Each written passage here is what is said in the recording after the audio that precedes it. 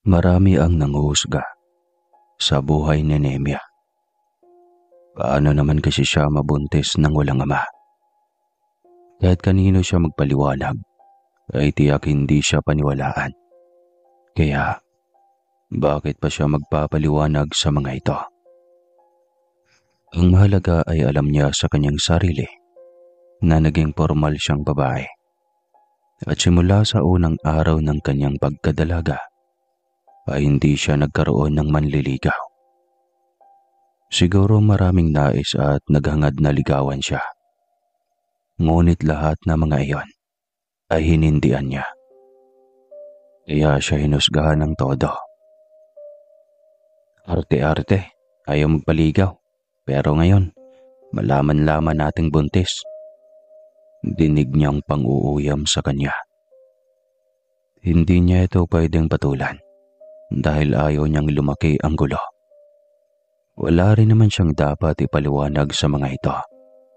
Lalong hindi siya nanghihingi ng bigas para may makain sila.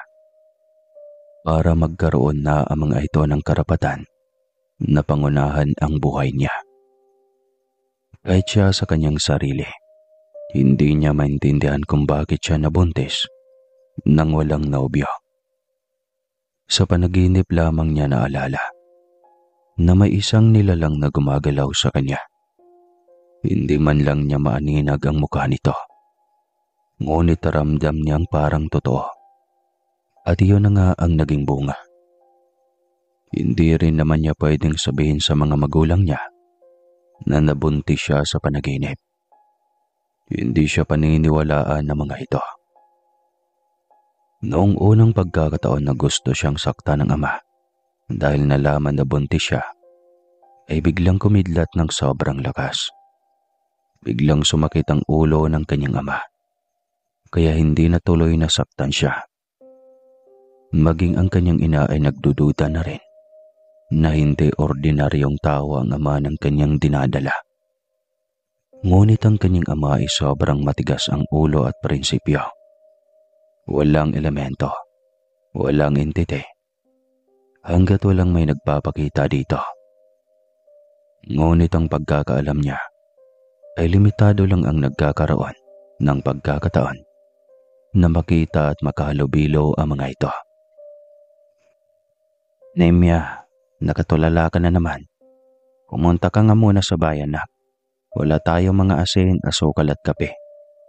Mga sabon panlaba wala na rin. Utos ni Aling Lita. Sige Nay, ngayon na ba? Oo sana. Agad siyang gumayak sa kabila ng kanyang pag-alinlangan. Kapag may makasalubong siyang kakilala at kabaryo sa bayan, tiyak chismis na naman ang aabuti niya.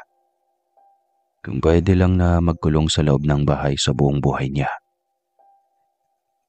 Darating sa bayan ay Lotto Station kaagad ang humatak ng kanyang atensyon. Susubukan ko kayang tumaya sa loto, niya sa kanyang sarili. May inipit siyang 100 sa kanyang pitaka. Matagal na niya itong pera. Ilang taon na rin ito sa kanyang pitaka. Regalo sa kanya noon ng kanyang ninang. Hinding-hindi niya ginasta noon. Ngunit sa pagkakataong iyon, ay pakakawalan na niya. Hinding-hindi pa siya nakasubok na tumaya ng loto. Ngunit sa mga sandaling iyon, ay tila may naglalaro mga numero sa kanyang isipan. O Nemia, anong ginagawa mo dyan? Tanong sa kanya ng kababaryo nang mamataan siyang paliko sa istasyon ng loto. Susubukan ko lang tumaya. Sos, malas ka na sa buhay. Huwag ka nang umasa na manalo. Susubukan ko lang po, malay natin. Hindi mo naman hawak ang swerte ko, hindi ba? Niya, at hindi na muling nilingon ang lalaki. Minsan talaga, kailangan may mga kakilala na walang bikig ang dila kung magsalita. Hindi nag-iisip kung nakakabastos o nakakainsulto na sila ng harap-harapan. Pag ako nanalo, humanda kayo sa akin. Niya sa kanyang sarili. Matapos tumaya ay nagmadali na siyang naglakad punta sa pinamimilhan ng kanyang nanay. Ang regular na itong suking tindahan, maging dito ay hindi siya nakaligtas sa mga pang-uusisa. Totoo nga ang tsismis buntis ka nga talaga. Ano na lang ang naramdaman ni Lita niyang panganay ka pa naman? Sino ba talaga ang ama? Bakit ayaw mong aminin? Natatakot ka ba? Ang tatay mo ba? Usisa ng may-ari ng tindahan. Ilabutan kayo sa sinasabi niyo, Aling Saling. Nandito lang ako para bumili. Hindi ako nagpapa-interview. Buhay ko po ito. Wala po kayong ambag. Tsaka wag niyo nang idamay si tatay kung ayaw niyang mataga at matigok ng maaga. Wag naman, Nimya. Suplada ka pala. Opo. Hindi po ako mabait kaya utang na loob lang. Tantanan niyo na ako. Buisit na ako sa pangingialam niyo sa buhay ko. Ibigay niyo na lang ang mga pinamili ko dahil tapos na pa akong magbayad. Anya sabay talikod dito nang maabot na ang mga pinamili niya. Hindi na siya nakapagpigil pa kaya nilabas na niya ang nakatagong ugali niya. Hindi pwedeng lagi na lang siyang tahimik sa kabila ng mga kritiko ng mga taong walang alam sa kanyang mga pinagdadaanan. Kinagabihan, hindi niya maiwasang maiyak dahil sa mga nangyari sa kanyang buhay. Ang mga panghuhusga ng mga tao sa paligid at ang paghihirap nilang pamilya na tila ba lahat ng kamalasan ay naibato na sa kanila. Hanggang sa nakatulog nang siyang mabigat ang loob. Hanggang sa biglang tila naglalakad siya sa isang lugar na sobrang dilim. Wala siyang makikita na kahit ano, maliban sa isang munting liwanag mula sa unahan. Para siyang nasa yungib sa sobrang dilim. Agad siyang naglakad patungo doon sa nasabing liwanag.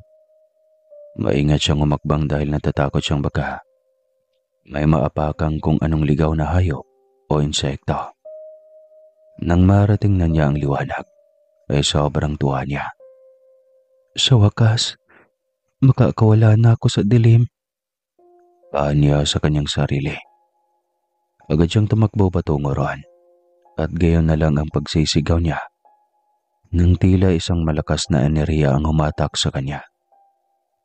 Nagsisigaw siya sa takot dahil hindi niya alam kung saan siya dadalhin ng liwanag sa mga sandaling iyon. Hanggang sa natagpuan niya ang sarili sa isang luntiang damong nakatihaya at isang lalaki ang nakatayo sa kanyang harapan. Kumusta ka, aking Rena? Inaalagaan mo bang mabuti ang anak natin? Tanong nito. Anak natin? Ikaw ang ama ng anak ko? Oo, aking Rena. Ako si Haring Emirates at sinusundo na kita dahil mula ngayon. Dito ka na sa piling ko, Paperme, at magiging maligaya na tayo dito sa mundo ko. Nataranta siya nang sabihin iyon ng lalaki. Napakagwapo nito sobra. Tila isang dayuhan na kauri ng mga Kastila. Balat, kulay ng buhok at tindig, maging ang pananamit. Ngunit, ang isiping mawalay siya sa kanyang pamilya at ibang daigdig iyon. Tila hindi niya kakayaning manirahan doon. Pakiusap, hindi ko kayang manirahan sa mundo mo. Ibalik mo ako sa aking mundo. Pero, paano ang anak ko? Aalagaan ko siya. Anak ko rin naman siya, hindi ba? Nasa sinapupunan ko siya kaya dugo ko ang nananalaytay sa kanya. Paliwanag niya rito. Malamlam ang mga mata ng hari habang nakatingin sa kanya. Halatang mabait din ito at hindi mahirap kausap. Sige, aking Rena. Ibabalik kita sa inyong mundo. Pero hayaan mo munang ipasyal kita sa mundo ko. Masilayan mo man lang ang magandang tanawin dito na wala sa inyo. Nito. Upang hindi sumaba ang loob nito, ay pumayag siya. Isang puting kabayo ang tinawag nito. Nagniningning sa kaputian. Walang bahid ng kahit kaunting dumi. Tila ba kulay ginto ang mga mata nito. Mabait ito sa amo at masunurin. Puti, dalhin mo muna kami sa bahay. Gusto kong ipapakita sa kanya ang magiging tirahan namin dito sakaling magbago ang isip niya. At gusto na niyang tumira dito kasama ako. Uwi ka nito. Agad naglakad ang kabayo patungo sa isang malaking mansyon na kanyang natatanaw mula sa malayo. Iyan kaya ang bahay niya? Napakalaking mansyon naman. Anya sa kanyang sarili. Habang papalapit ang kabayo doon, ay mas lalo siyang nasasabik na pasukin ang loob niyon. Sa tunay na mundo niya ay hindi pa niya naranasan na pumasok sa loob ng isang malaking mansyon at makita ang mga magagandang gamit na nakadisplay sa loob. Nang buksan ni Haring Himerich ang pintuan, ay napaawang ang bibig niya sa sobrang ganda ng loob. Halos kumikinang sa sobrang linis at maghalong ginto at metal ang railings ng hagdan paakyat sa second floor. May isang pinto siyang natatanaw na yari sa ginto. May mga malalaking palayok na nakadisplay sa bawat sulok na gawa sa ginto. May mga portrait din na nakakabit sa dingding na larawan ng mga magagandang tanawin. At ang kwadro nito ay gawa rin sa totoong ginto. Ganito pala kaganda ang lugar mo. Tiyak na napakayaman mo. Anya. Ngumiti ang nasabing lalaki. Nasa bukana pa lang tayo ng aking mansyon. Hindi pa tayo nakapasok. Hindi pa natin naikot lahat. Uwi ka nito. Ilang sandali pa ay dalawang babae na parehong kulot, ang mahabang buhok, ang lumapit sa kanila.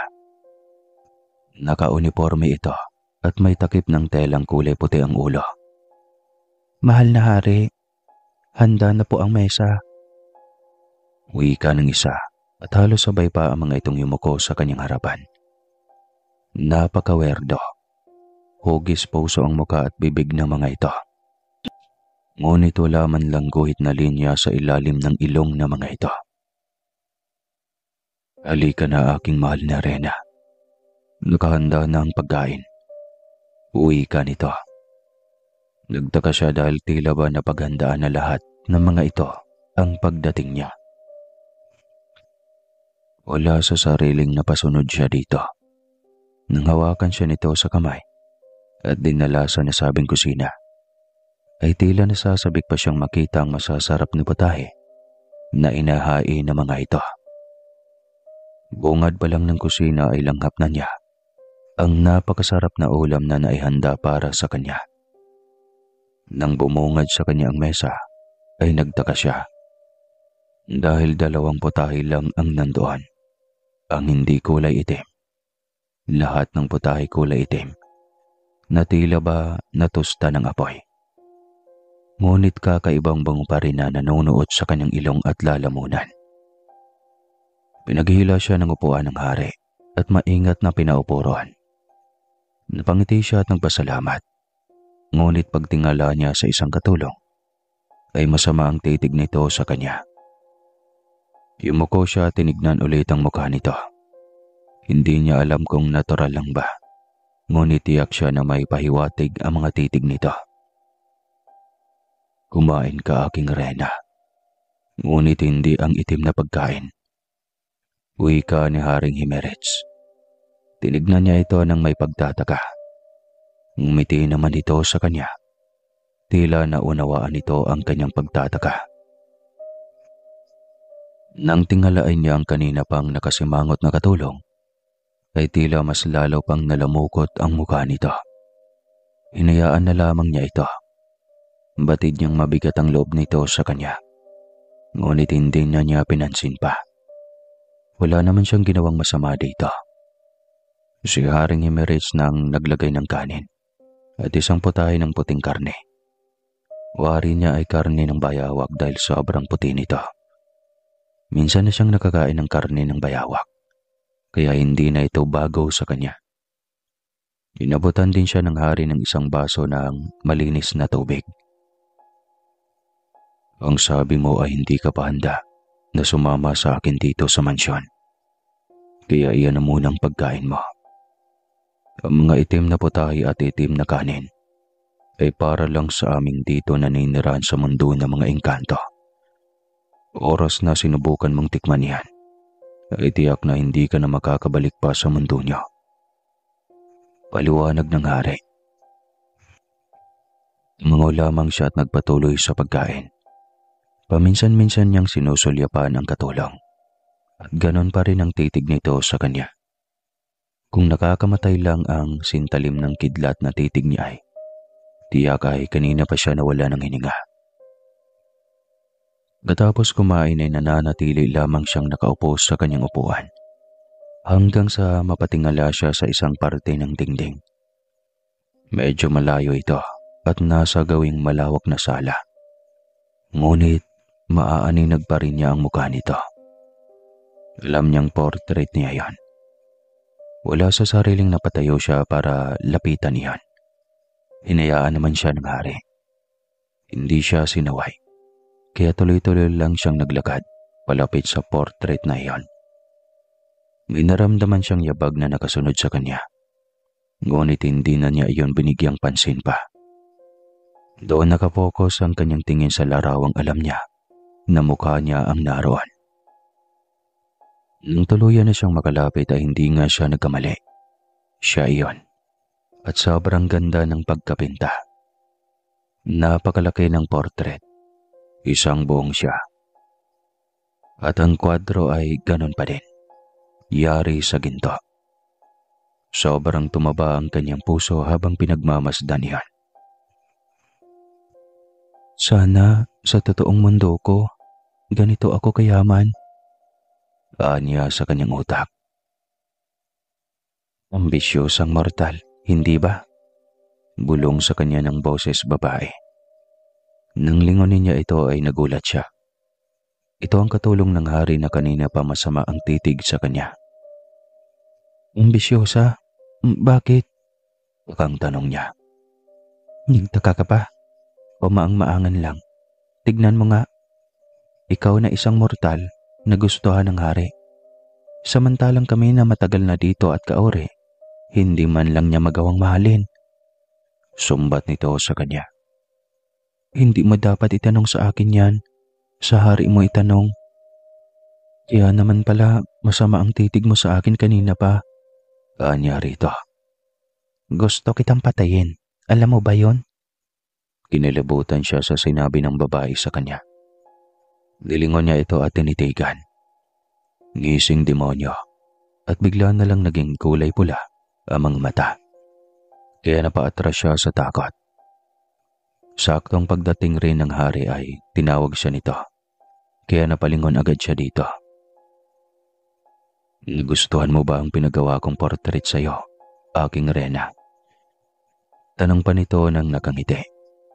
Alanganing ngiti rin ang kanyang iginawa dito. Hindi na niya muling tinignan pa ang katulong nito. Isa lang ang napagtanto niya. Matagal na itong umiibig sa amo. Napatanong tuloy siya sa sarili. Paano sila nagkita ng hari? Paano sila nagkakilala? Bakit siya nabuntis nito ng ganon kadali? Pinalalayan siya nitong paakyat sa kwarto sa taas. Una nitong ipinakita sa kanya ang isang malawak na kwarto. Dito ang ating magiging kwarto. Oras na makapagdesisyon kang sumama ka na sa akin. Uwi ka nito. Nalula siya sa sobrang lawak ng kwarto. Ang kama ay hindi lang kung size, kundi doble roon. At sa ibabaw ng headboard ng kama ay naroon ang portrait nilang dalawa. Yakap siya ng hari at parehong matamis ang kanilang mga ngiti. Hindi pa rin siya makapaniwala. Kahit minsan, Hindi pumasok sa isip niyang masilayan niya ang kanyang mukha sa isang magara at napakayamang antas ng buhay.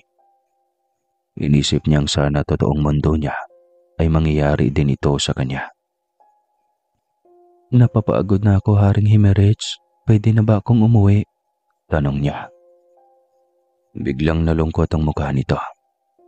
Nasaktan ito nang sabihin niyang aalis na siya at tila naawa rin siya dito. Ngunit ayaw niyang umalis sa tunay niyang mundo. Lalong hindi niya gagawing iwanan ang kanyang mga magulang. Sige, ihatid na lang kita kung iyan ang gusto mo. Salamat, ang saya ko. Sana sa totoong mundo ay ganito din ang buhay ko.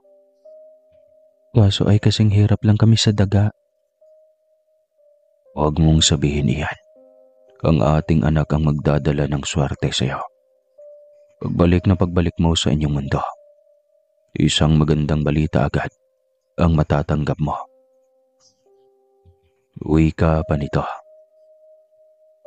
Wala siyang ideya kung anong magandang balita, pero wala na siyang pakialam pa doon. Ang mahalaga ay makauwi na siya. Isang liwanag muli ang umila sa kanya, kaya napasigaw siya sa sobrang lakas ng paghigop nito. Sigaw siya ng sigaw, hanggang sa maramdaman niya ang malalakas na yugyug ng ama at ina niya. Nay, sambit niya na halos naliligo na ng pawis. Diyos ko kang bata ka. Kanina ka pa ginigising. Ayaw naman magising. Yun pala ay nananaginip. Nabayan ang oras na. Kanina ka pa ginigising. Tanghali na, Nemya. Hindi niya narinig ang mga sinasabi ng kanyang ina. Dahil muli niyang sinariwa ang nangyari sa kanya sa mundo ng mga engkanto. Sigurado siyang hindi iyon basta panaginip lang. Malinaw niyang naalala lahat. Maging ang mukha ni Haring Himerich, ang ama ng kanyang anak. Ibig sabihin ay engkanto ang ama ng kanyang anak. Naalala niya ang puno ng balete sa kanilang sakahan. Isang punpo ng bulaklak ang tila sinadyang nilagay sa ilalim ng puno. Sobrang sariwa at sobrang bango. Bulaklak na hindi man lang niya nakitang tumubo sa kanilang baryo. Kaya nagtaka siya kung saan galing ito. Basta na lang niya iyong dinampot at inamoy-amoy. Pagkatapos noon ay tila may hininga siyang nararamdaman sa kanyang likod. Ngunit wala namang tao. Ngunit amoy na amoy niya ang pabango ng isang lalaki na hanggang sa pag-uwi niya ay naaamoy pa rin niya. Iyon yata ang simula. Tiyak siyang si Haring Himerich iyon. Nemya, kanina pa kita kinakausap. Bingi ka ba? Muling pukaw ng kanyang ina. Ngunit muli na namang lumihis ang kanyang atensyon. Narinig niya ang numero ng loto na nananalo sa araw na iyon. Itinuon niyang mabuti lalo pa at numero niya ang unang tinawag. Diretso siyang napatayo ng sunod-sunod na numero na kanyang tinayaan. Napatalo na siya sa tuwa ng eksaktong 6 na numero na tinayaan niya ay lumabas sa araw na iyon. Ngunit sa malas niya ay diretso nang pumasok sa sahig ng kawayan ang kanyang paa. Nabali kasi iyon sa sobrang luma at marupok na rin. Buti na lang at maagap ang kanyang ina at nasalo siya nito bago pa siya magdire-diretso pababa. Ngunit nagtamaw pa rin ang sugat ang kanyang paa. Yan kasi, anong tinatalon-talon mo dyan? Asik ng kanyang ama. Nay, tay, nanalo tayo. Anong nanalo tayo? Kunot noong tanong ng kanyang tatay. Mayaman na tayo, tay. Nanalo sa loto ang numero na aking tinayaan. Talaga? Gulat na tanong ni Aling Lita. Oo, tumaya ako kahapon nung inutusan mo akong mamili sa bayan, Nay. Masayang wika pa rin niya sa ina. Ang kanyang ama ay halos hindi na kumukurap dahil hindi makapaniwala. Habang si Aling Lita ay naluluha na sa sobrang tuwa. Mayaman na tayo anak. 120 million ang halagang iyon. Umiiyak pa ring wika ni Aling Lita. Oo, Nay. Atin ang perang iyon. Tayo ang nanalo. Anya. Ang batang nasa sinapupunan mo, Nemya. Siya yata ang naghatid ng swerte sa atin. Wika ni Mang Diego. Tanggap niyo na po ba ang apo niyo, Tay? Tanong niya sa kanyang ama. Oo naman. Kahit naman nagalit ako sa iyo noon, hindi naman pumasok sa isip ko na itakwil ko ang aking apo. Galing sa dugo ko ang dumadaloy sa dugo ng anak mo. Isa pa ay, kauna-unahang apo ko iyan. Napayakap siya sa ama at ina sa sobrang tuwa. Nagpasalamat siya sa suporta ng mga ito sa kanya. Tsaka na niya ikukwento ang tungkol kay Haring Jimenez. Masyadong maraming pagbabago sa kanilang buhay. At una muna niyang asikasuhin ay ang pagkuha ng malaking halaga ng pera na kanyang napanalunan. Kinausap niya ang mga magulang na sa lungsod na sila tumira. Maghahanap siya ng bahay na bibilhin. Isang malaki at marangyang bahay na noong kabataan pa niya pangarap na magkaroon. Bigla na lang silang naglaho na parang bula sa kanilang baryo. Tiyak maraming chismis ang inabot nila sa mga naiwang mga pakialamera mga kapitbahay. Ngunit wala siyang pakialam. Nabigyanan niya ng magandang buhay ang kanyang pamilya. Iyon lang naman ang pangarap niya noon pa man. At hindi niya akalaing matutupad iyon sa isang iglap lang. Madalas pa ring nagpapakita sa kanyang panaginip si Haring Jimenez. Ilang beses siya nitong hinikayat na sumama, ngunit ayaw niya. Kinambinsi niya rin itong sa mundo ng mga tao na lang ito maninirahan. Kaysa siya ang mapunta roon. Hindi niya kakayanin ang mawalay sa mga magulang. At iyon ang kanyang pinapanindigan sa Haring Engkanto. Isang gabi, sa kahimbingan ng tulog niya, ay bigla na lamang siyang nagising dahil sa sobrang sakit ng kanyang tiyan. Manganganak na siya, iyon ang napagtanto niya. Mabilis namang nagising ang kanyang ina sa kanyang sigaw. Ginising din ito ang kanyang ama at pareho ang mga itong nataranta na tumakbo papunta sa kanyang kwarto. Nay, manganganak na yata ako. Anya, halika na anak, dadalhin ka namin sa ospital. Ospital? Hindi na aabot ito, Nay. Gusto ko nang umere. Ha? Hindi kami marunong anak. Maawa ka. Dalhin ka muna namin sa doktor. Hindi na, Nay. Hindi ko na kaya. Hindi ko na kayang bumangon. Anya tuluyan ng umere ng buong lakas. Hindi na niya kaya pang pigilan pa. Tarantang lumapit doon ang kanyang ina at ama para alalayan siyang maipalabas ang bata. Ilang sandali pa ay nailawal na niya ang isang napakagandang bata. Ano ang pusod nito? Hindi tayo marunong. Tarantang wika ni Aling Lita. Sandali, hawakan mo Lita. Kukuha lang ako ng kandila. Wika ni Mang Diego. Kandila? Anong gagawin mo sa kandila? Iyon ang gagamitin kong pamputol sa pusod. Sagot nito at mabilis na lumabas. Walang ideya si Aling Lita, kaya naghintay na lang siya sa susunod na gagawin ng asawa. Napangiti ito ng matitigan ng apo. Napakagandang bata naman ito, Nemya. Ano bang ama nito? Kastila ba? Engkanto, Nay. Diretsyong napatingin si Aling Lita sa kanya. Namilog ang mga mata sa gulat. Huwag mo nga akong lukuhin, Nemya. Hindi kita naloloko, Nay. Si Haring Jimenez at ang hari ng mga engkanto. Siya ang ama ng aking anak. At Erich ang pangalan niya. Alinsunod sa kagustuhan ng kanyang ama. Anya rito. Hindi makapagsalita si Aling Lita. Hanggang sa dumating si Mang Diego at pinutol ang pusod gamit ang apoy ng kandila, ay nakatulala pa rin siya.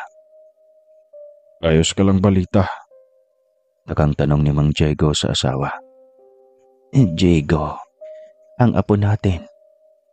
Ang apo natin ay napakalusog at napakagandang bata. Bakit parang nalulungkot ka naman? Hindi ka masaya na maganda ang nag-iisang apo natin? Diego, hindi. Engkantada ang ating apo. Hindi tao ang ama niya. Diego, natatakot ako. Paano kung kukunin siya ng kanyang ama? Mamamatay ako kapag mawala sa atin ang ating apo. Umiiyak ng kwento nito. Tinignan siya ng kanyang ama. Tila ba nais nitong kumpirmahin muna sa kanya na totoo ang sinabi ng asawa nito. Anak, anong sinasabi ng nanay mo?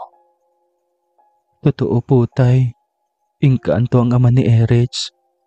Anya rito. Hindi may pintang mukha ni Mang Diego. Hindi nito alam kung ano ang gagawin.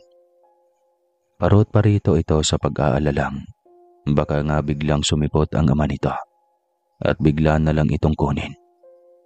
Naalala nito ang suot na mutya na panlaban sa mga elemento. Ganitong hinubad iyon at dali-daling nilagay sa dibdib ng bata na noon ay nakabalot na sa puting lampin. Ngunit bigla na lamang itong umiiyak na tila ba nasasaktan. Ilang sandali pa ay biglang namula ang buong katawan nito na tila ba napaso. Mabilis na kinuha ni Nemia ang mutya na ipinatong ng kanyang ama sa sanggol. Mabilis ding tumahan sa pag-iyak ang bata kaya nagkatinginan silang tatlo. Ilang sandali pa ay bumuhos ang napakalakas na ulan. Sobrang lakas. Maging ang mga kidlat na gumuguhit sa langit ay ang laki. Matalim at sobrang lakas ng dagundong ng kulog. Natatakot na rin si Nemia. Nay, isara mo na nga lang ang kurtina ng bintana. Nakakatakot namang kidlat yun. Pakiusap niya sa ina. Hiniling niya sa mga ito na samahan muna siya sa kanyang kwarto. Dahil natatakot siyang mag-isa at kakaiba ang pagpaparamdam ng kalikasan sa gabing iyon. Mahimbing naman siyang nakatulog at kinabukasan ng magising siya ay handa na sa kanyang gilid ang kanyang pagkain at gatas. Salamat sa pag-alaga sa akin, Nay. Si tatay pala, nasaan? Anak, pumunta muna ang tatay mo sa dati nating baryo. Ha? Pero bakit? Dadalhin niya rito si Lolo Simeon. Ang albularyo? Pero bakit, Nay? Nais niyang makasiguro na ligtas ka at ang aming apo. Sagot nito, kaya napatulala lang siya. Bakit? Hindi naman masama si Haring Himerich. Hindi naman siya gagawa ng masama sa aming mag-iina niya. Mga katanungan sa kanyang utak. Ngunit hinayaan na lamang niya ang mga ito para na rin matahimik at hindi na mag-alala pa ang mga ito. Hapon na nang dumating ang ama kasama ang matanda. 80 anyos na si Lolo Simeon, subalit napakaliksi at malakas pa rin kumilos. Halos hindi rin ito tumatanda dahil sa edad na 80 ay nagmumukhang 60 lamang ito. Ito ba ang apo mo sa engkanto? Abay, kay gandang bata. Tiyak marami itong swerte na dala sa inyo. At tiyak na ito lagi ang magliligtas sa inyo mula sa kapahamakan. Uwi ka na matanda. Paano mo alam, Lolo? Nababasa ko at nakikita ko ang kinabukasan ng batang ito. Isa siyang magaling na leader. Isa siyang makapangyarihan kahit simula pa lang ng kanyang kabataan. Taglay niya ang natural na kapangyarihan na galing pa sa mga ninunong engkanto. Hindi na ba siya kukunin ng kanyang ama? Tanong naman Diego. May isang engkantada na magtatangkas sa buhay niya. Mag-ingat kayo dahil isa siyang mapanlinlang na engkantada na minahal ang ama ng batang ito. Hindi matanggap ang pagkatalo kaya gaganti sa pamamagitan ng kawawang bata. Pero tiyak namang hindi matatalo ang lakas ng kapangyarihan ng batang ito. Biglang nag-aalala si Nemia para sa anak.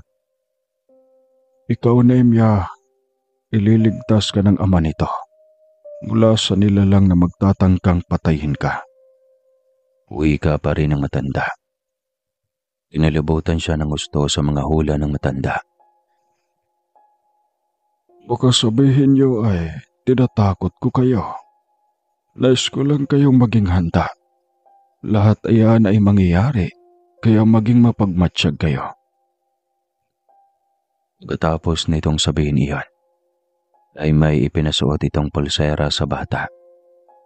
Hayaan niyong nakasuot ito lagi sa bata. Huwag na huwag niyong tanggalin upang hindi makalapit ang nilalang na may masamang balak sa kanya. Paalala nito. Matapos nitong gawin ng proteksyon sa kanilang pamilya, ay nagpaalam na itong umalis. Nagpasalamat sila rito at inanyayahan itong dumalaw paminsan-minsan sa kanila. Binigyan ito ng malaking halaga ng pera ni Nemya, kaya sobrang nagpasalamat ito. Ito talagang batang ito ang nagbigay ng napakagandang swerte sa buhay niyo. Wika pa nito bago tuluyang lumisan. Samantalang nagtaka si Nemya. Dahil simula nung suot niya ang kwintas na bigay ni Lolo Simeon, ay hindi na nagpaparamdam kahit sa kanyang panaginip si Haring Himerich. Hindi niya alam kung bakit. Ayaw ba nito sa batang babae? Wala siyang ideya. 5 buwan lang noon ang kanyang anak na si Eris nang makita niya itong tila may kausap sa ibang lingwahe. Pakiramdam niya ay nagtatare ang bata habang nakatingin sa isang sulok. Hindi lamang nakatingin dahil tinuturo nito ang dakong iyon, na tila ba ay nagagalit. "Tinatakot mo naman ako, anak. Dito ka tumingin sa kabila." Aniya sabay buhat sa anak. Ngunit tumagilid ito sa kabila. Ngunit nagmamatigas ito at gustong sa direksyon lang iyon ang tumingin. Biglang naalala niya ang huling bili ng matanda bago ito umalis. Kung may kahina-hinala sa bahay niyo, ay huwag kayong mag-alinlangan na sabuyan ng asin sa parting iyan.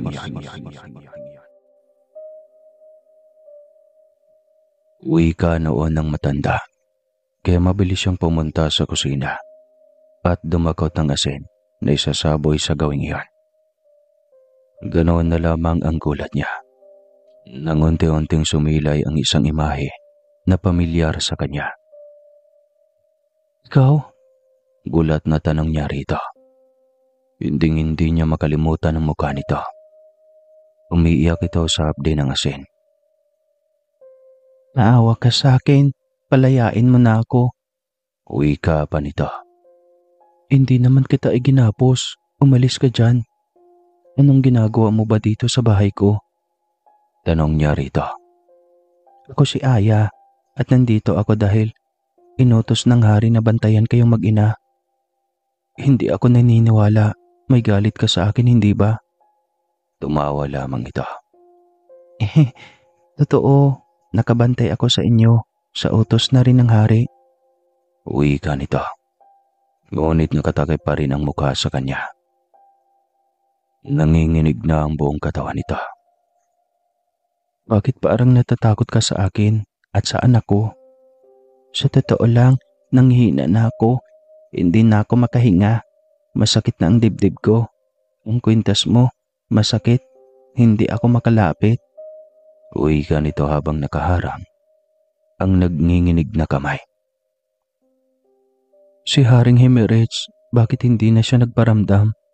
Bakit hindi man lang niya nakuhang bisitahin ang aming anak?" Hindi mapigilang tanong niya. "Si Haring Himerich ay may asawa, kaya nga 'di ba tinawag siyang hari? Huwag kang ambisyosa na ikaw ang reyna dahil kerida ka lang." Tila biglang gumuho ang kanyang mundo nang sabihin nito na isa siyang kerida. Bakit nga ba siya nasasaktan? Hindi naman siya nagmahal. Hindi niya ito minahal. Ayaw nga niyang sumama dito sa mundo nito. "Ngunit ang mga litrato ko sa mansyon, Bakit mukha ko ang nakapaskil doon? Dahil hindi iyon ang totoong kaharian. Lihim na mansyon iyon na tanging 2 alalay lang kami ang nakakaalam sa sekreto ng hari. Parang gusto niyang magwala at magalit. Napakataksil nito sa asawa at ginawa pa siyang kabit. Kaya pala hindi man lang nito magawang bisitahin ang anak nito. Bumalik ka na sa mundo mo, utos niya rito. Basain mo muna ako ng tubig, hindi ako makaalis, maalat. Marami akong paso sa katawan. Nito, kasalanan mo yun. Galit na wika niya dito, sabay kuha ng bote ng tubig sa kanyang mesa. Matapos itong mabuhusan ay unti-unti itong naglaho. Ngunit naiwan naman siyang nakatulala sa kanyang anak. Ayaw niya niyang alalahanin pa ang tungkol sa hari. Gusto niyang pagtuunan ng pansin ng anak.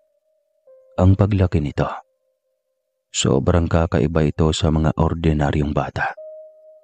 6 na buwan pa lang ay kay takaw na nito at sobrang lakas kumain. Hanggang sa ipinagdiwang nila ang unang taon ng kaarawan nito. 1 taon pa lang ay kay husay niya nitong magsalita at nagugulat na lang sila dahil kay galing nitong manghula ng iniisip nila.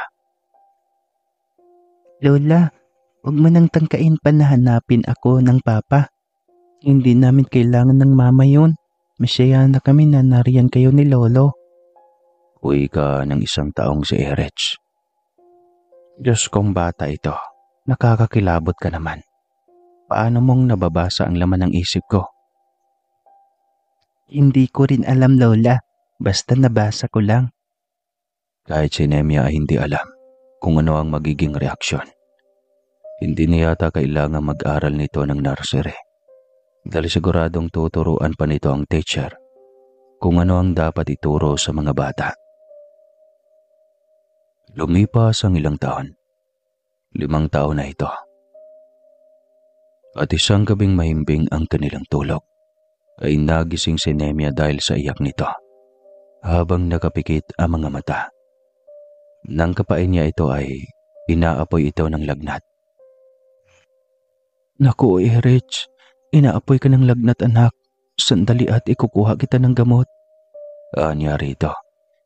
Mama, kukunin ako ng halimaw. Ilalayo nila ako sa iyo. Umiiyak na wika nito. Ano? Hindi mangyayari yan, anak. Panaginip lang yan. Totoo, Mama. Tiyak akong mangyayari ang bagay na iyon. Kinilabutan siya sa sinabi ng bata. Ngunit inisip niyang dala pa rin iyon ng napakataas na lagnat nito. Pinunasan pa niya ito ng malamig at malinis na bimpo upang bumaba ang init nito sa katawan. Nakatulog ito ng mahimbing at naging normal ulit ang temperatura ng katawan nito. Kinabukasan, binaliwala lamang niya ang sinabi nito dahil inakala niyang bunga lamang iyon ng lagnat ng bata. Ngunit 3 araw lang ang lumilipas matapos sabihin iyon ni Erich, ay isang itim na van ang dumulog sa harapan ng kanilang gate. Mabilis ang lahat ng mga pangyayari. 2 tao ang bumaba sa van. May suot na bonnet na itim at parehong mga itim ang kasuotan. Binuhat ng isa ang nooy naglalaro lang na si Erich. Tinangka pa itong habulin ni Nemia. Ngunit mabilis nitong naisara ang van at umarurot na palayo. Mama! Katagang huling sigaw ni Erich. Bago na isarado ang van, nagwala siya sa harapan ng gate habang sumisigaw ng tulong. Ngunit malalaki at sarado ang mga kabahayan, kaya tiyak na hindi siya naririnig ng mga ito. Parot pa rito siya, hindi alam kung ano ang gagawin. Mawala na sa kanya lahat, wag lang ang kaisa-isang anak na naging kulay ng kanyang buhay. Wala ang kanyang nanay at tatay dahil nasa negosyo nilang water refilling station at laundryhan. Kaya wala siyang mapaghinga ng tulong o maging kasangga sa mga oras na iyon. Pumasok agad sa utak niya na i-report sa otoridad ang nangyari. Agad ginawa ng aksyon ang kanyang kaso. Chinek sa CCTV na mga nadadaan ng van ang pangyayari. Ngunit maging ang mga kapulisan ay nangilabot ng makita ang footage nito. Pagkaliko sa village ng itim na van, ay unti-unti na itong naglaho. Tila nilamon ng isang portal, kaya pala isipan ito sa mga otoridad. Samantalang siya ay tahimik lang at hindi makapagsalita kung sino ang posibleng kumuha. Kung magbibigay siya ng statement patungkol sa engkanto at sasabihin niyang anak ng engkanto ang kanyang anak, ay malamang pagtatawanan siya sa sabihang baliw. Kaya tahimik na lamang siyang nagpaalam at umuwi ng bahay. Hindi niya alam kung sino ang tatawagin sa mga sandaling iyon. Si Haring Jimenez kaya ang nagpadukot ng sarili niyang anak, pero bakit? Para na siyang baliw habang kinakausap ang kanyang sarili. Hindi niya alam kung kanino hihingi ng tulong. Kaya sigaw siya ng sigaw habang hinahanap si Haring Jimenez. Biglang isang imahe ang lumitaw sa kanyang harapan. Ito muli ang tagasilbi ni Haring Jimenez na si Aya. Hindi ikaw ang kailangan ko dito, kaya pwede ba? Sabihin mo kay Haring Jimenez, ibalik sa akin ang aking anak. Wika niya rito. Ngunit malakhak lamang ito at tila ba nang uuyam pa. Hindi si Haring Jimenez ang may gawa ng pagdukot kay Erich, kundi ang mahal na Rena Andarta. Alam na niya ang pagtataksil ng hari, kaya tiyak na maharap sa kaparusahan ang iyong anak. Litanya nito. Huwag niyong saktan ng anak ko, parang awa niyo na. Hindi naman ako, alipin lang ako ng hari. Ang Rena ang magdedesisyon kung ano ang gagawin niya sa inyong anak na bunga ng pagtataksil ng hari. Pero anong kinalaman ng anak ko sa kataksilan ng hari? Kahit ako ay walang alam at inosente, parang awa niyo na. Dalhin mo ako sa Rena. Ako ang kakausap sa kanya. Handa kong suungin ng kamatayan, masigurong ligtas lang ang buhay ng aking anak. Napakadakila. Pero sige, isasama kita. Para ikaw mismo ang makakakita kung paanong parusahan ng Rena, ang Haring Jimenez at ang anak niyong si Erich. Mas lalong nagtaka siya nang sabihin nitong kasama ang hari sa kaparusahan. Nagmamakaawa na siya ditong dalhin na siya sa nasabing kaharian. Hinawakan nito ang dingding at pumikit. At ilang sandali pa ay naging malambot na ito. Hinawakan siya nito at hinila papasukroan. At ilang sandali lang ay nahatak na sila ng isang malakas na enerhiya. Makalipas ang ilang sandali ay nasa harapan na sila ng isang trono. Ngunit ang umaalingaw-ngaw na boses ng bata ang agad na kumuha ng kanyang atensyon. Erich, anak, sambit niya. Nasa paanan ito ng Rena na nakagapos, kasama ang ama nitong si Haring Jimenez. Narito na ang Rena ng kataksilan. Igapos niyo at iharap sa akin.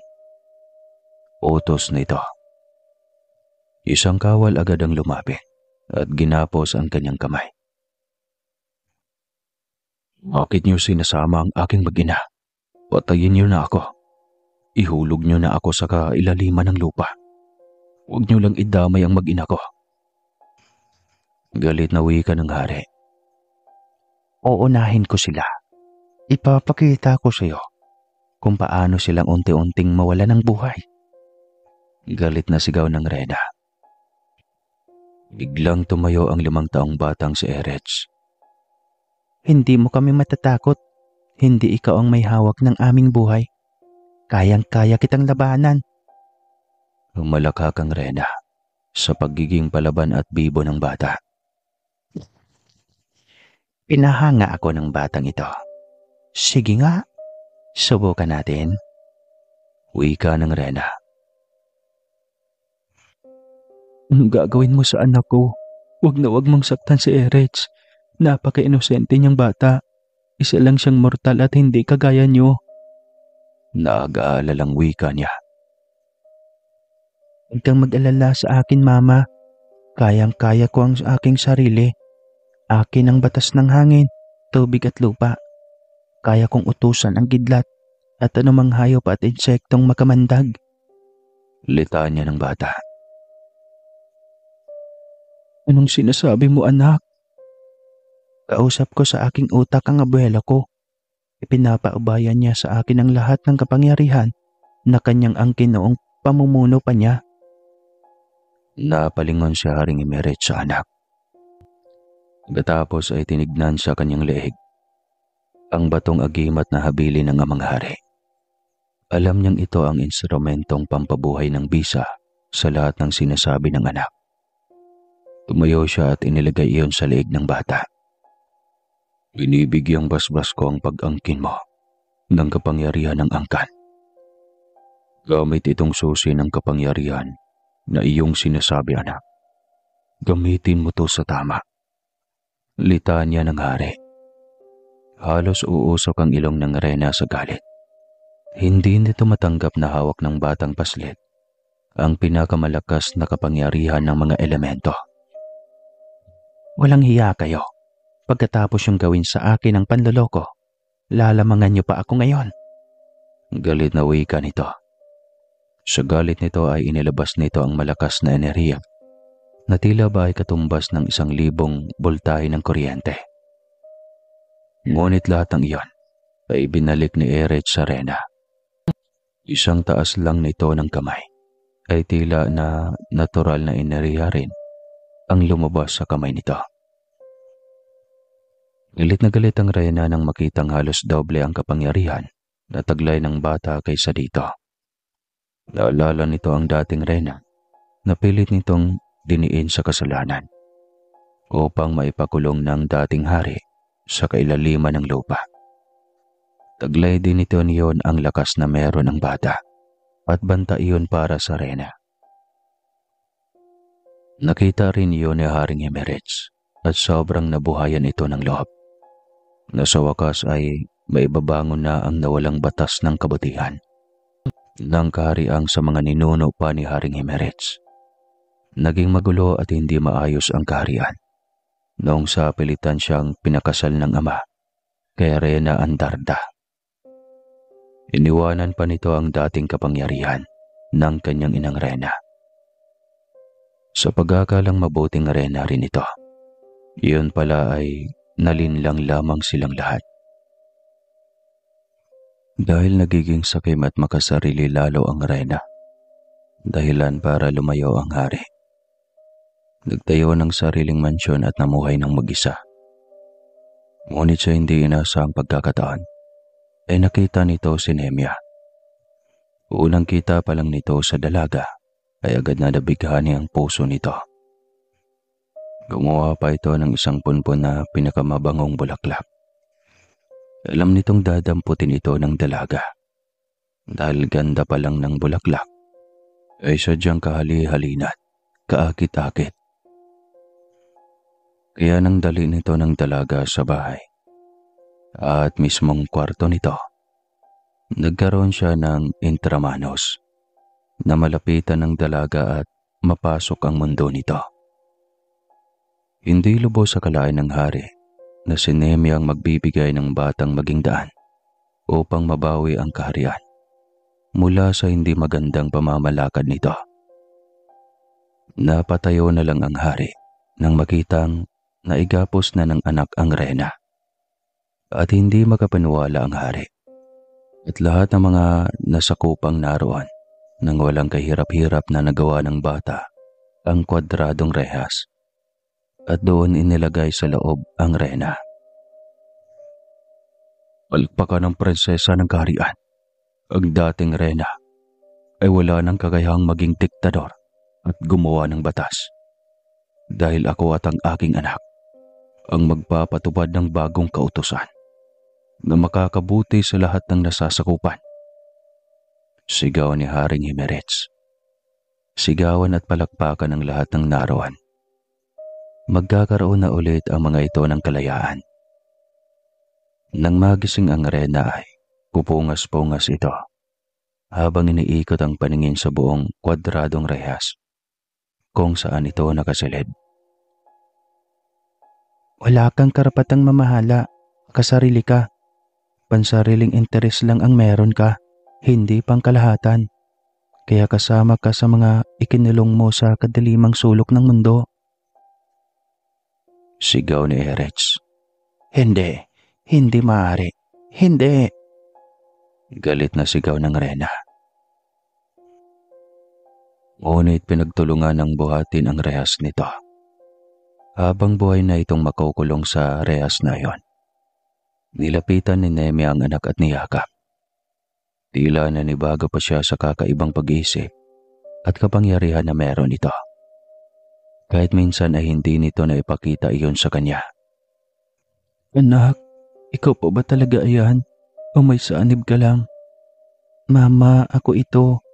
Siyempre hindi ko lang dapat ipaalam sa iyo kung ano ang kakayahan ko na hindi normal. Dahil alam kong mababahala kayo sa akin. Ang totoo ay lagi kaming nag-uusap ng Amang Hari. Gamit lamang ang isipan. Naikwento na niya lahat sa akin. Rich, huwag mo naman akong iwanan sa ating mundo. Hindi naman ako lilisan sa mundo ng mga mortal, Mama. Ayusin lang natin ang mga bagay-bagay dito. Saka iiwanan na natin ang Ama. At siya na ang mamamalakad sa kaharian. Napangiti si Nemia at nayakap ang anak. Salamat, anak. Hindi ko kakayanin na mawala ka sa akin, anak. Oo naman po, Mama. Pero si Amang Hari, ayaw mo ba talaga siyang kasama? Anak, iba ang mundo niya sa mundo natin. Kaya hindi ako sasama sa kanya dito. Hindi ko iiwan ang nanay at tatay sa mundo ng mga tao. Sagot niya. Biglang nalungkot ang bata. Napakunot ang noo ni Nemia nang makita ang reaksyon ng anak. Anak, bakit? Ang tanong niya. Kasi Mama, pagdating ng tamang araw, kailangan ko ring lisanin ang mundo ng mga tao. Kailangan ako dito sa mundo ng mga immortal. May mahalagang papel akong dapat gampanan dito. Litanya ng bata. Masakit para sa akin bilang ina na iwanan ng anak. Ngunit kung iyan ang magiging desisyon mo, wala akong magagawa. Mama, hindi ito dahil desisyon ko lang. Hindi ako pwedeng maging makasarili. Pagkalipas na mahigit 1 dekada, ang kahariang ito ay mangangailangan ng isang malakas na leader. Dahil sasakupin ito ng kasamaan pagdating ng nakatakdang panahon.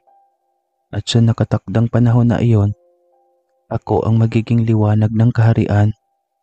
Hinding-hindi na mauulit ang pananakop ng kasamaan, katulad ng ginawa ni Rena Andarta.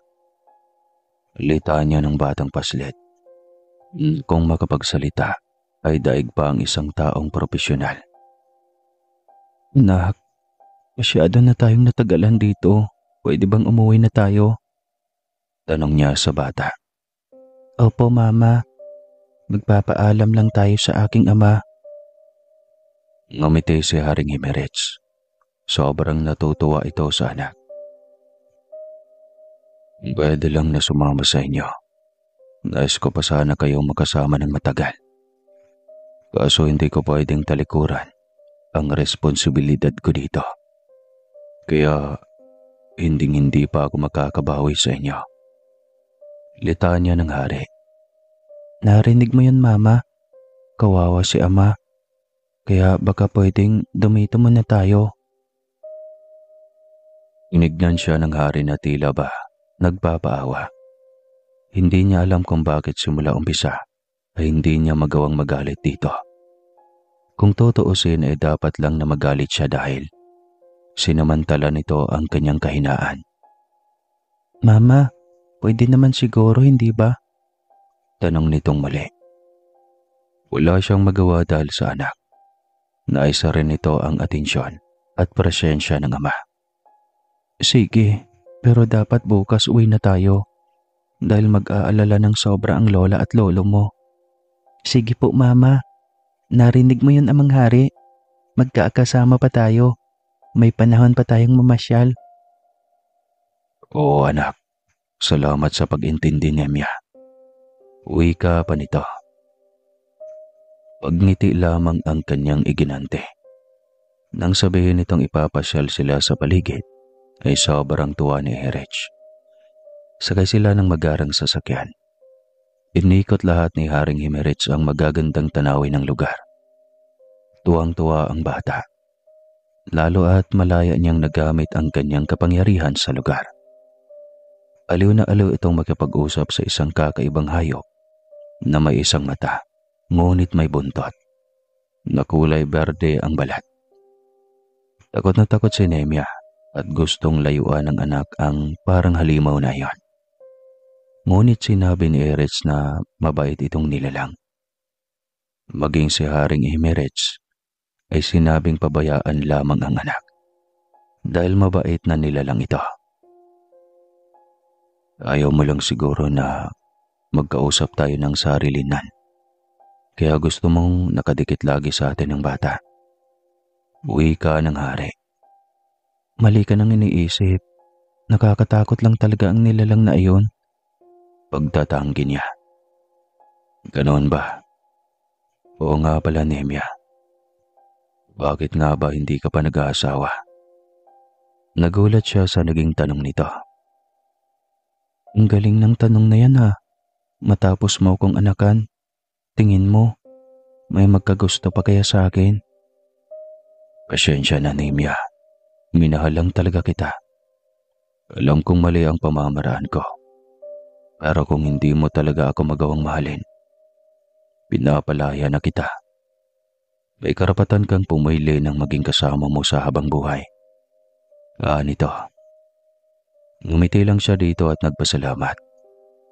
Biglang lumapit sa kanila si Erich. Kaya sa bata muli napunta ang kanilang atensyon. Ama, pwede ba tayong maglayag? Biglang tanong nito. Maglayag? Anong alam mo sa paglalayag, Erich? Nako, bata ka. Kinilabutan ako sa'yo. Kailan mo naman natutunan ng paglalayag? Nako, kung totoo lang siguro yung tinatawag nilang reinkarnasyon, ay malamang ganyan ang nangyari sa yung bata ka. Bakit bang dami mong alam? Mama, kahit sa telebisyon mapapanood naman ang paglalayag, kaya syempre alam ko. Tsaka gusto kong mainsayo ang kakayahan kong utusan ang tubig para sa aking proteksyon. Uwi ka pa ng bata. Magandang ideya yan, anak. Sige, dadalhin ko kayo sa karagatan. Sagot ng hari. Walang nagawa si Nemya, kundi ang tahimik na nakasakay sa kotse, kasama sa mag-amang may mga mahiwaga at natatanging katauhan. Tila hindi naman siya nagsisisi sa kanyang pagsama dahil sobrang ganda ng tanawin, malayo pa lang sa dalampasigan. Tanaw na nila ang asul na karagatan at napakaputing buhangin. Pagkababa pa lang ng kotse ay patakbo ng tinungo ni Erich ang dalampasigan. Aliw na aliw itong namulot ng makukulay at nagniningning na mamahaling bato.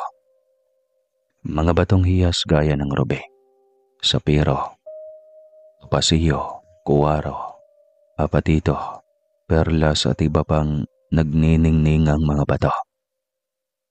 Grabe, ang ganda. Ganito ang dagat dito? Manghang tanong ni Nemya. Sa gilid lang din ay matatanaw ang naglalakihang isda, gaya ng mga makukulay na nemo o mga bantay balatbot, gintong isda at marami pang iba. Napakalinaw ng tubig na tila inaaanyahan kang tumampisaw. Kaya aliw na aliw silang mag-ina. Hindi nila alam kung saan galing ang bangka dahil tinawag na lang sila ni Haring Himerich para sumakay sa bangka at magsisimula na silang maglayag. Mas lalong naaliw silang mag-ina pagdating sa gitna ng dagat. Ang daming malalaking pating na mas malaki pa sa bangka na kanilang sinasakyan. May mga langay na iba't ibang uri ng isda na nakapatong lamang sa mga bating na halos nahihirapan ng gumalaw. Ganito dito. Nakakamangha na nakakatakot. Paano kung biglang magutom ang pating at kainin tayo? Tanong ni Nemya. May sariling utak ang mga pating sa aming daigdig. Malaki ang respeto nila sa tulad natin. Para sa kanila, tayo ay panauhin. At natatangi tayo dahil kaya nating mamasyal sa kanilang mundo. Samantalang sila, habang buhay nang nakalutang sa tubig. Sagot ng hari. Napatangulan din siya. Naaliw siya sa pagkikipag-usap sa hari. Maging ito rin ay nakapokus ang atensyon sa kanya. Hindi nila napansin ang ginawa ni Erech. Kaya napasigaw na lang si Nemya. Nang makita ang tubig sa kanilang harapan na parang gusali na sa taas. Erech! Saway niya. Tila natauhan naman ito, kaya biglang binaba ang kamay. Kaya unti-unti ring bumaba ang tubig. Diyos ko, Erech, huwag mong gawin ulit yun. Paano kung natamaan ang bangka natin? Lulubog tayo. Mama, sinubukan ko lang. Totoo nga. Kaya kong kontrolin ang tubig gamit ang aking isipan. Masayang wika pa nito. Ngunit, pinapaalalahanan kita anak. Huwag na huwag kang gumaya kay Rena Andarta. Dahil sa kapangyarihan, napasama at naging gahaman. Paalala ng amang hari. Hindi ko gagawin yan, Ama. Ang puso ko ay para sa buong nilalang ng kahariang nasasakupan. Hindi ko gagawing maging masama dahil lang sa kapangyarihan. Anya. Napangiti lang ang hari. Naalala niyang ganitong edad din siyang ginagiliwan ng mga magulang. Dahil sa pagiging sobrang bukas ng kanyang isipan. Marami siyang pananaw noon. At noong naging hari siya, na isa katuparan naman niya. Matapos silang maglayag, ay umuwi sila sa kaharian. Si Ayang sumalubong sa kanila at nagdala sa pagkainan. Karamdam ni Nemya ay araw-araw may okasyon. Sa dami lagi ng pagkaing nakahain sa mesa. Ngunit hindi siya makalimot sa bilin ng mga ito. Bawal kainin ng itim. Kaya bantay sarado siya kay Erech. Baka biglang makakain ito ng kulay itim nang hindi niya napapansin. Mama, malaki na ako. Alam ko na kung saan ako sasandok at kung saan ang hindi pwede. Kaya kumain ka lang dyan nang gusto mong kainin. Kaya ko ng sarili ko, Mama. Nabasa mo na naman ang utak ko, anak. Siyempre naman, Mama. Nakangiting sagot nito. Nailing na lang siya. Nakalimutan nga pala niya na kaya nitong basahin lahat ng nilalaman ng kanyang utak. Matapos kumain ay naiwan si Nemya dahil balak niyang tumulong sa mga gawain. Ngunit bigla na lang siyang namilipit sa sobrang sakit ng ulo. Yan ang nararapat sa kagaya nyo. Masyadong pabida. Hindi ka na dapat bumalik pa dito. Wika ng tagasilbing si Aya. Ikaw ba ang may gawa nito? Pakiusap. Tama na. Mamamatay ako sa sakit. Mapatay naman talaga kita. Bakit ba galit ka sa akin? Dahil kapatid ko si Rena Andarta. Nangarap lang naman kaming magkaroon ng mataas na antas ng pamumuhay. Maayos ng lahat. Pero bigla kang sumali sa eksena. Lalo na yung anak mo. Huwag na huwag mong galawin ang anak ko. Binabalaan kita. Hindi ko talaga magagalaw ang anak mo. Dahil hawak niya ang pinakamalakas na kapangyarihan. Kaya para maipagiganti ko ang aking kapatid, papatayin kita. Wika nito at mas lalo pang tila pinipiga ang kanyang utak. Kaya napahiyaw siya sa sakit. Hindi niya maintindihan kung bakit. Tila hindi siya naririnig ng kanyang anak at ni Haring Himerech. Makapangyarihan naman ang mga iyon. Hindi niya maintindihan kung ano ang gagawin. Nanghihina na siya. Anumang oras ay mawawala na siya ng malay. Hanggang sa wala na siyang boses na mailabas. Paramdam niyang unti-unti nang bumabagsak ang kanyang katawan. Ngunit bago siya tuluyang natumba, ay isang braso ang ramdam niyang sumalo sa kanya. "Anong ginawa mo, Aya?" Galit na tanong ng hari. Taranta ito at mabilis na naghanap ng pwedeng madaanan para tumakas. Saan ka pupunta? Sabi ko nang may masama kang balak sa aking ina. Kanina pa masama ang titig mo sa kanya. Wika ni Erich. Galit ako sa iyong ina. Kayo ang dahilan kung bakit hindi magtagumpay ang plano ni Rena Andarta. Maging matagumpay kami sa buhay. Natingalain din ang aming angkan. Pero sinira niyo ang aming pangarap. Aya, maling pamamaraan ng hakbang ni Andarta. Hindi maaaring ipagpatuloy ang bagay na iyon. Paliwanag ni Haring Himerich. Umiyak ito at lumuhod sa kanilang harapan. Ikaw na ang magtanggal kung ano man ang nilagay mo sa kanyang ulo para mabawasan ang parusa mo. Dahil oras na ako ang magpapagaling kay Nemia. Isasama din kita sa kapatid mo sa kulungan niya. Kasabi ng ganaw ng hari ay naintakutan ang taga-silbi. Kaya mabilis nitong hinawakan ang ulo ni Nemia. Ilang sandali pa ay nagising na siya at tila ba walang nangyari. Nakauwi na ba tayo, anak? Biglang tanong niya kay Erich. Nung nakauwi, mama, andito pa tayo sa kaharian ni ama. Bigla ka kasing nahimatay. Paliwanag ng bata. Bakit? Akang tanong niya. Hindi mo maalala, mama? Umiling siya nang nakakunot ang noo. Nagkatinginan ng mag-ama. Hindi na sinabi sa kanyang mag-ama ang nangyari. At nagdesisyon na si Erich na bumalik na sa kanilang mundo. Nangako si Haring Himerich kay Erich na ito na ang bahala sa kaparusahan na ipapataw nito sa taga-silbing taksel. Lagi mo akong dadalawin, anak. Bili ng hari kay Erich. Pangako, ama. Lagi akong dadalaw para kamustahin ka. Marami rin akong bagay na dapat matutunan galing sa'yo. Nito.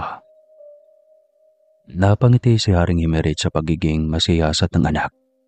Ganitong-ganito ang hari noong kabataan nito. Nang makabalik na sa kanilang mundo, ay nagtaka sila dahil walang tao ang bahay. Sinuyod na ni Nemia lahat ng parte ng kabahayan, ngunit wala ang kanyang mga magulang. Kaya nag-aalala siya ng gusto. Lumabas siya ng bahay at baka lumabas lang at may binili ang mga ito. Isang katulong sa tapat ng bahay nila ang lumabas. Saktong nagtama ang kanilang mga mata. At halatang gulat na gulat ito nang makita siya. Nako, andyan na pala kayo. Alam mo bang nasa ospital ang iyong ama dahil na-stroke sa sobrang taas ng dugo? Kwento nito. Po? Gulat na reaksyon niya. Oo, ang sabi ay dahil nabigla ito sa pagkawala niyong mag-ina.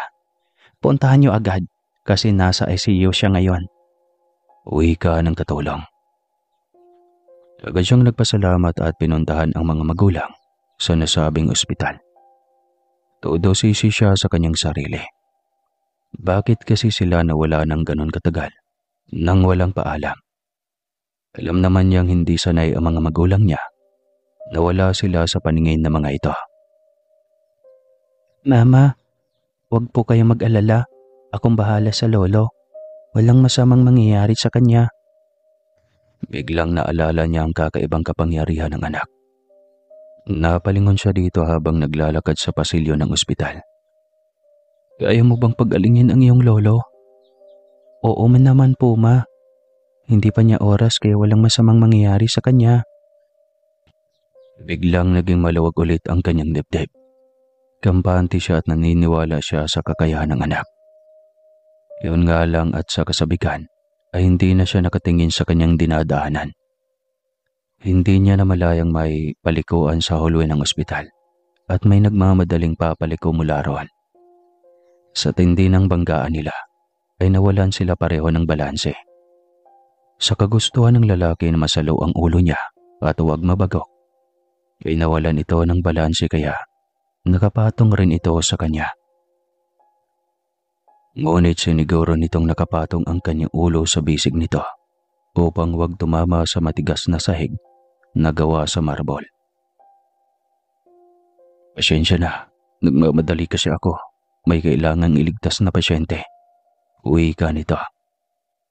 Napagtanto ni Nemya na isa itong doktor, kaya mabilis niya itong itinulak para makabangon. Ayos lang kayo, Mama? Tanong ni Erets. Ayos lang ako. Pasensya na, Dok. Hindi ako nakatingin sa daanan dahil sa pagmamadali. Puntahan mo na po ang pasyente mo. Utos niya dito. Sige ha, pasensya na talaga at nagmamadali ako. Anito at patakbong uling umalis. Inalalaya naman siya ni Erets sa paglalakad dahil medyo masakit pa ang kanyang bewang. Kaya po ba, Mama? Baka napilayan ka po.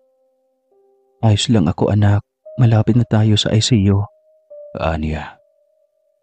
Pagpasok sa ICU ay nagtama agad ang tingin nila ng ina niya na siyang nagbabantay sa walang malay niyang ama. Diyos ko, anak, apo ko, mabuti at nandito na kayo. Sobrang nag-alala kami ng tatay mo sa inyo ng apo ko. Umiiyak na wika nito, sabay yakap sa kanila. Pasensya na, Nay. Patawad po, Lola. Huwag kayong mag-alala. Magaling na ang lolo. Natatulog lang siya.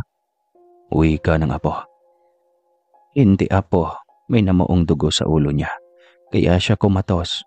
Hindi siya natutulog lang, apo. Wala na, Lola. Tinanggal ko na. Maya-maya lang ay magigising na siya. Hindi pa nga nakapagsalita ang lola nang biglang gumalaw ang kamay ni Mang Diego. Nay, si tatay. Tuwang sambit ni Nemya nang makitang gumalaw ang daliri ng ama at unti-unting dumilat ang mga mata nito.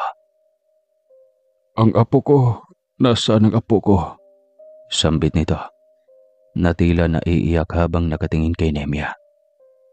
Nandito ako, Lolo. Huwag kayong umiyak. Maayos kami ng Mama. Nandito na ulit kami. Sobrang nag-alala ako sa inyo. 3 araw na kayong hindi mahanap.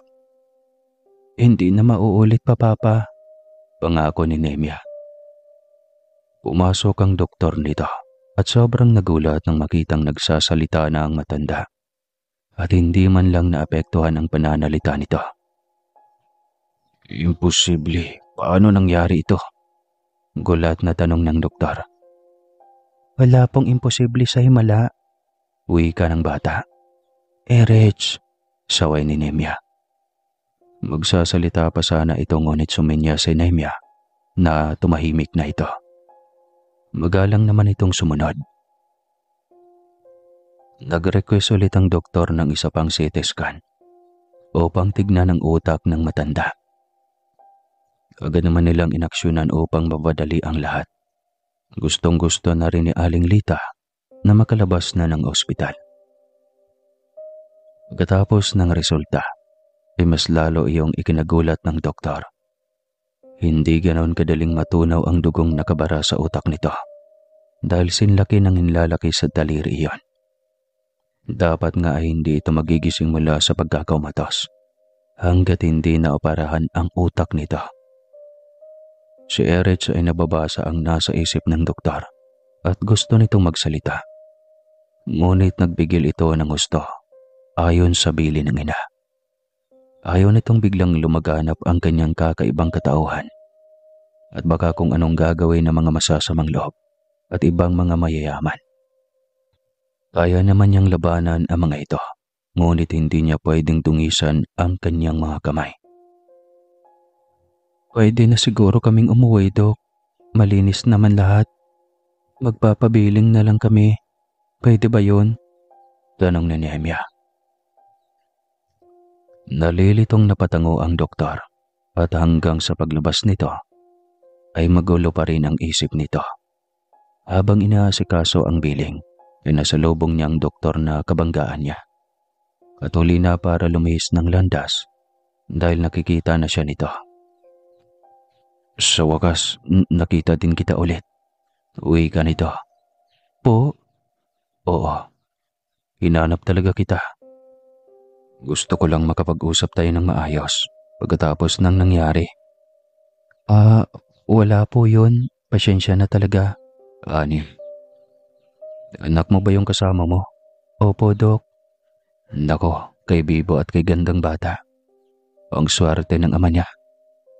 Ngumiti lang siya matapos marinig yan. Maayos naman kayo ng ama niya. Oo naman, kaso ay hindi kami pwedeng magsama. Anong ibig mong sabihin? Kabit ka? Hindi naman, kaso ay hindi lang kami pwede sa isa't isa. Siguro masasabi kong pinagtagpo, ngunit hindi tinadhana. Sambit niya nang nakangiti. Ang galing naman, sagot ang doktor. Ngumiti siyang muli dito. Ako nga pala si Doc Morgan. Sana maimbintahan kita isang araw na mag-dinner kasama ang anak mo. Nako, oo naman po, Dok. Yan lang pala. Tuwang sagot niya. Pagkatapos ay nagpaalam na dito para makabayad at makalabas na ng ospital. Sa bahay ay tuwang naghahaponan silang buong pamilya. Inusisa ni Aling Lita ang apo kung bakit matagal silang nawala. Detalyado nitong kwento ang lahat. Alam nilang anak ito ng engkanto. Kaya hindi na imposible ang mga kakatawang bagay na naikwento nito. Basta kahit anong mangyari, hindi niyo kami iiwanan. Wika ni Mang Diego. Ay, hindi ko kayo iiwanan ni Nanay.